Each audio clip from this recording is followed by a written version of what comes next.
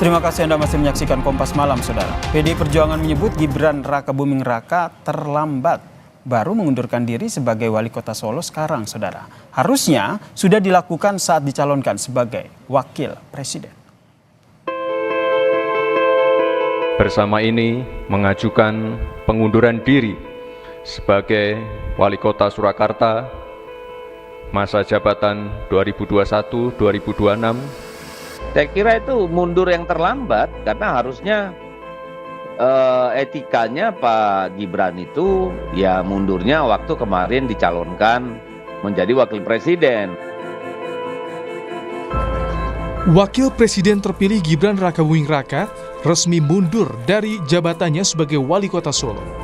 Namun mundurnya Gibran dinilai terlambat oleh PDI Perjuangan. Menurut Ketua DPP PDIP Deddy Sitorus, Gibran terlambat mundur. Seharusnya ia mengundurkan diri sejak dicalonkan sebagai wakil presiden. Kenapa justru baru sekarang mundur? Pada saat waktunya hanya hitungan bulan gitu ya, kan Agustus September ya, kurang lebih 2,5 bulan gitu, hampir 3 bulan kurang lah. Harusnya kan digunakan waktu ini untuk menyelesaikan janji-janji yang belum selesai di Solo, amanah yang belum bisa dituntaskan gitu. Kenapa justru tinggal 3 bulan malah mundur? Sebelumnya Gibran menyebut salah satu alasan mengundurkan diri adalah persiapan pelantikan sebagai wakil presiden 20 Oktober 2024 mendatang. Nantinya, wakil wali kota Solo Teguh Prakosa akan menggantikan Gibran hingga selesai masa jabatan. Pengunduran diri apa Mas? Apakah untuk persiapan pelantikan wapres atau seperti apa?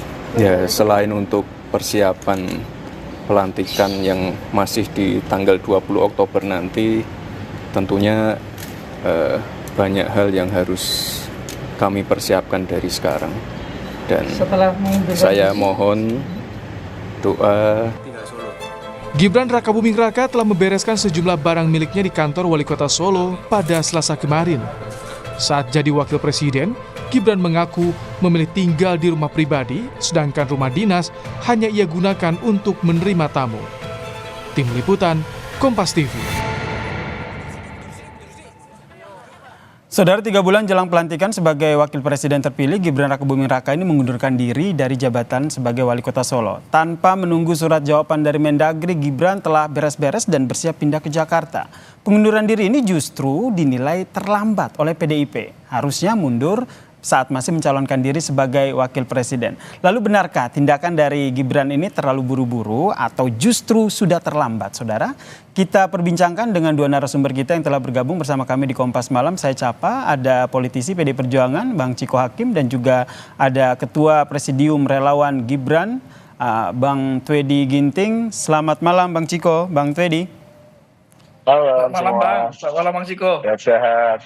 Salam sehat semuanya. Saya ke Bang Twedi dulu nih sebagai Ketua Presidium Relawan Gibran ini. Apa tanggapannya? Dibilang terlambat nih. Secara etika tuh harusnya mundurnya pada saat pencalonan sebagai wakil presiden. Kenapa baru sekarang? Kalau kita merujuk kepada pasal 169 Undang-Undang Nomor 7 Tahun 2017 tentang pemilu, tidak ada syarat yang menyatakan bahwa Mas Gibran harus mengundurkan diri dari posisi wali kota. Sehingga secara aturan legal formal tidak ada aturan yang mengharuskan itu. Itu yang pertama. Yang kedua, bila itu dikaitkan dengan putusan dianggap terlambat, saya kira dalam negara demokrasi sah-sah saja. Saya kira seorang politikus yang kebetulan berbeda pilihan pada pilpres lalu menyampaikan hal itu. Yang jelas 872 hari Mas Gibran memimpin wali kota Solo, saya kira capaian-capaian program yang sudah dijanjikan itu sudah diselesaikan. Itu bisa dibuktikan dengan menurunnya tingkat kemiskinan, naiknya pertumbuhan ekonomi, menjadikan Solo sebagai salah satu kota paling toleran, menjadi salah satu destinasi terbaik di Indonesia, dan segala macamnya, banyak capaian luar biasa. Begitu Bang. Berarti secara aturan benar ya, tapi secara etika gimana menurut Anda? Sebelum akhirnya saya lempar ke Bang Ciko. Secara etika saya kira tidak juga melanggar. Karena apa? Karena tidak ada konflik kepentingan. beliau sebagai wali kota Solo dengan sebagai cawapres pada Pilpres 2024 yang lalu, Bang. Oke, berarti secara etika tidak ada, wajar aja ya, karena tidak ada konflik unsur kepentingan di situ. Bang Ciko gimana menanggapinya? Karena ini disampaikan oleh rekan Anda satu partai, Bang Deddy, wah ini terlambat nih secara etika, harusnya dari pada saat dicalonkan sebagai wapres. Kami sependapat dengan apa yang disampaikan Bung Deddy Sitorus, dan kami juga sependapat dengan apa yang disampaikan dengan Bung Teddy barusan, bahwa memang tidak ada aturan yang dilanggar. Jadi kalau kita bicara soal konflik kepentingan, ada sedikit perbedaan pendapat di situ. Karena ketika maju sebagai calon wakil presiden, tentunya beliau juga sekaligus tetap memegang tampuk pimpinan dari aparat-aparat yang ada di Solo atau Surakarta. Jadi artinya secara tidak langsung konflik kepentingan itu tentu ada. Kita juga mengetahui bahwa tentunya anak buah beliau di Solo, ada Ulf Pakewo ketika beliau masih menjabat, ada secara sadar maupun tidak sadar, baik diperintah atau tidak diperintah, saya rasa ini suatu hal yang biasa bila anak buah ingin menyenangkan pimpinannya. Jadi kemungkinan juga terlibat dalam pemenangan yang bersangkutan sebagai wakil presiden. Nah itu yang kita takuti dari apa yang disebut pelanggaran-pelanggaran etik. Berarti Anda melihat mundurnya... Bisa jadi itu dilakukan, bisa jadi tidak. Tetapi kan memang kita berpolitik atau kita hidup dalam satu kerangka kehidupan termasuk demokrasi ini, sebaiknya memang kita menghindari hal-hal yang rentan untuk dicurigai atau diduga sebagai bagian dari politik. Tetapi kembali lagi memang tidak ada aturan yang dilanggar, kemudian juga apakah untuk mundur, apakah untuk lanjut gitu. Tapi kita melihatnya memang mungkin alasan yang disampaikan Mas Gibran tadi tidak sepenuhnya 100% itu ya. Kalau saya melihatnya memang mungkin ada agenda-agenda terkait. Nah ini yang ingin saya pertanyakan selanjutnya, Bang Ciko gitu. Kalau sesuai aturan tidak melanggar begitu. Lantas kenapa akhirnya PDIP merespon dengan menyatakan bahwa secara etik ini harusnya secara etik terlambat, dan tadi menduga dalam tanda kutip seperti kata Bang Ciko ada agenda-agenda. Sebenarnya apa yang dilihat dari PDIP di balik mundurnya Gibran sebagai wali kota? Jadi begini ya, kalau kita melihat manuver dari seorang politisi, siapapun itu, baik itu saya, apakah Bung Teddy yang terjun ke politik, tentunya semuanya ada maksud dan tujuan. Tidak mungkin segala hal yang kita ambil, apalagi langkah-langkah politik, tanpa ada perhitungan dan lain-lain, tanpa ada agenda-agenda di balik itu. Dan itu sah-sah saja. Jadi kecurigaan atau dugaan-dugaan yang muncul akibat mundurnya seorang Gibran, gitu kan, dia adalah tokoh sentral akhir-akhir ini, karena memang sudah terpilih menjadi wakil presiden. Jadi wajar bila ketika dikatakan kenapa mundurnya baru sekarang, itu ketika ada kontestasi Pilpres misalnya, itu kan juga wajar kecurigaan itu bahwa memang konflik kepentingan itu sulit untuk dihindari, ya kan? Anak buah yang ingin dalam tanda kutip berbakti pada bosnya itu juga sulit dihindari, baik diperintah ataupun tidak gitu. Sebagai aparat di Solo misalnya, kalau kita bicara soal kemungkinan alasan-alasan mundurnya, ya kita bisa ketahui mungkin karena adiknya mau maju jadi calon gubernur, beliau ingin lebih leluasa untuk berkampanye untuk adiknya, karena tentu kita harus akui suka atau tidak suka, Gibran juga punya berarti ada konflik kepentingan di sini ya. Saya menyimpulkan itu ya. Sehingga saya mau lempar juga ke Bang Teddy nih. Jadi ini ada dugaan ada unsur politik di situ, ada unsur kepentingan di situ. Gimana tanggapan Anda, Bang Teddy? Pertama begini, Bang, terkait dengan soal etika tadi. Kalau dianggap melanggar etika karena tidak mengundurkan pada saat pendaftaran capres dan cawapres pada Pilpres yang lalu, saya kira calon presiden dan wakil presiden pasangan nomor 3 juga pada saat itu tidak mengundurkan diri juga, sehingga kalau hari ini para pendukung pasangan nomor 3 mengungkit-ungkit atau mengkaitkan dengan soal etika, sebenarnya ya itu sama dengan memercikan air mendulang air sendiri sebenarnya begitu, karena pasangan nomor 3 juga tidak melakukan itu pada saat pendaftaran capres dan cawapres yang lalu begitu. Sah-sah aja begitu. Kalau melanggar etik dan ada dugaan kepentingan, itu nanti akan saya tanyakan juga nih kepada Bang Ciko. Sebenarnya ada dugaan konflik kepentingan apa sih akhirnya Gibran ini padahal masih ada 3 bulan lagi tapi harus mundur sekarang begitu. Kita bahas ya usai jeda. Masih bersama kami di Kompas Malam, perbincangannya kami lanjutkan usai jeda, saudara. Masih kita berbincang soal mundurnya Gibran sebagai wali kota Solo. Apakah ini terburu-buru atau justru terlambat, saudara? Masih bergabung bersama kami di Kompas Malam, politisi PD Perjuangan Bang Chiko Hakim dan juga Ketua Presidium Relawan Gibran, Bang Twedy Ginting. Tadi saya ke Bang Chiko begitu. Tadi Anda bilang bahwa ada agenda terselubung, bisa dikatakan seperti itu, ada tujuan-tujuan politik tertentu begitu. Bisa dieksplisitkan lagi tuh apa maksudnya?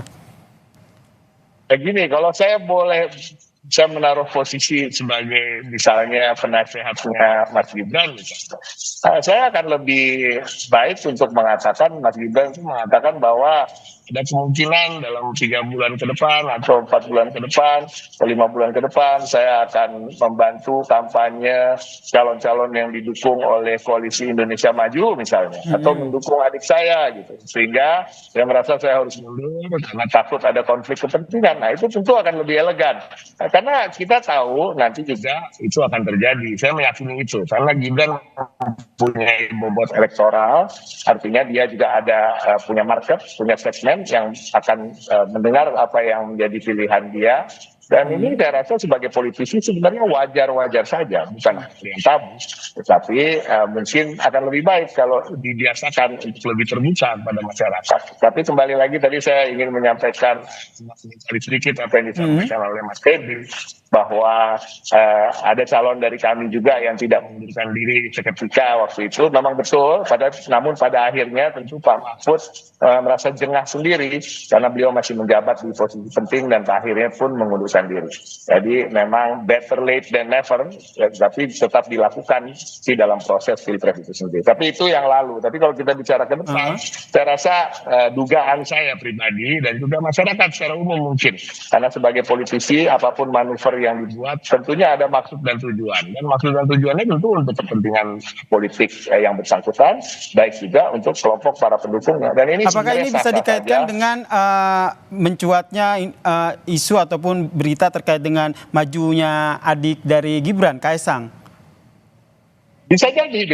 Dan justru dengan mundurnya ini, kalau di switch ya ininya citranya.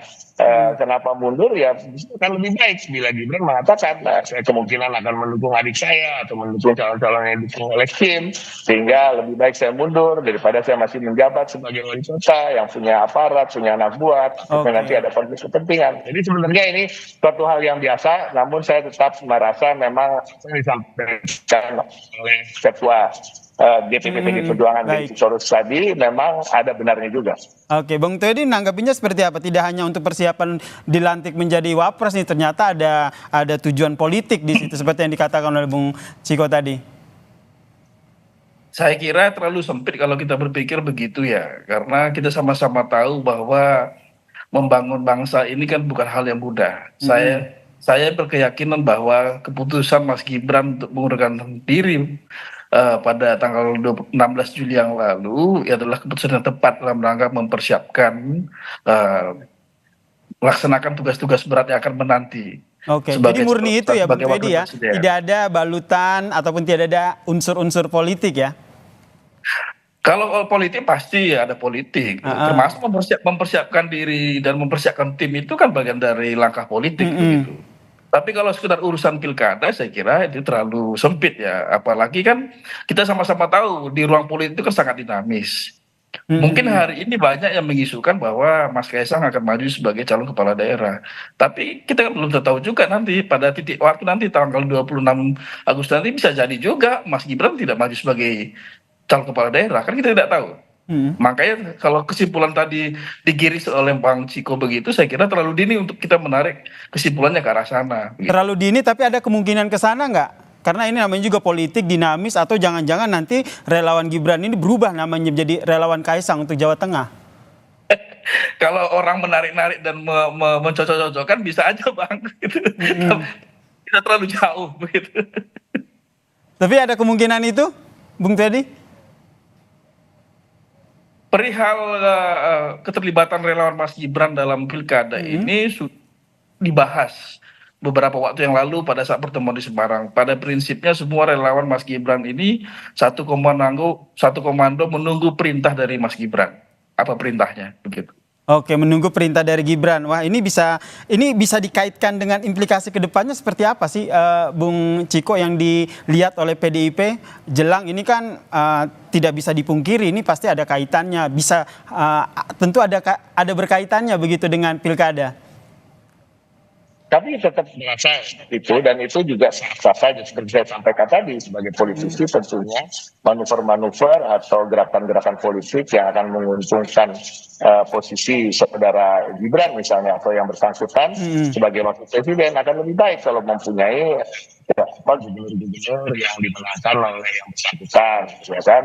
Yang juga nanti bisa bekerja sama dengan yang bersangkutan. Ini sebenarnya sah-sah saja. Jadi tetap pada dugaan itu, saya rasa kita lihat aja nanti seperti kata Mas Edi, apakah betul itu akan terjadi atau tidak. Tapi kalau kita bilang apakah mungkin nanti Mas Edi tiba-tiba memimpin sebuah gerakan relawan pro Kaisang misalnya, itu juga hal yang mungkin karena dalam politik itu dinamis, dan kita manusia-manusia politik ini ketika sudah terjun ke politik ya sudah harus tahu konsekuensinya bahwa ada dinamika dan ada kepentingan-kepentingan yang harus kita usung, dan ini sudah menjadi jalan yang kita pilih. Jadi apapun kemungkinan langkah-langkah politik ke depannya itu tentu sudah diantisipasi oleh PDIP ya. Kemudian ke Bung Twedi, tadi sudah dapat perintah dari ataupun menunggu perintah dari Gibran begitu. Ini perintahnya apa sih, Bang?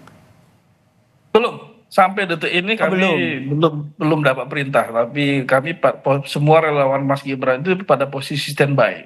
Karena terkait dengan pilkada ini bagaimanapun kepala pemerintahan di Republik ini sangat berkepentingan untuk melakukan harmonisasi dan sinergi dengan kepala-kepala daerah. Apalagi di dalam sistem kita yang menganut kepala-kepala daerah ini dipilih sendiri oleh rakyat. Gitu. Dalam rangka melancarkan agenda pembangunan, saya kira setiap kepala negara dan kepala pemerintahan yang ada di Republik ini sangat berkepentingan dengan kepala daerah itu bisa melakukan sinergi begitu. Standby yang dimaksud ini standby untuk memenangkan pilkada? Kaisang Jateng begitu? Saya kira kita tidak bicara pada hanya satu provinsi saja, satu kota kabupaten saja, tapi seluruh Indonesia. Karena kan sebaran dari relawan Mas Gibran itu kan menyebar di seluruh Indonesia, begitu Bang. Jadi Bung Ciko melihatnya seperti apa nih kesiapan dari relawan Gibran yang tinggal menunggu perintah begitu. Di sisi lain memang kita lihat Gibran juga tengah mempersiapkan diri untuk dilantik menjadi wakil presiden. Seberapa pengaruhnya sosok Gibran ini untuk pilkada? Tentunya ada pengaruh.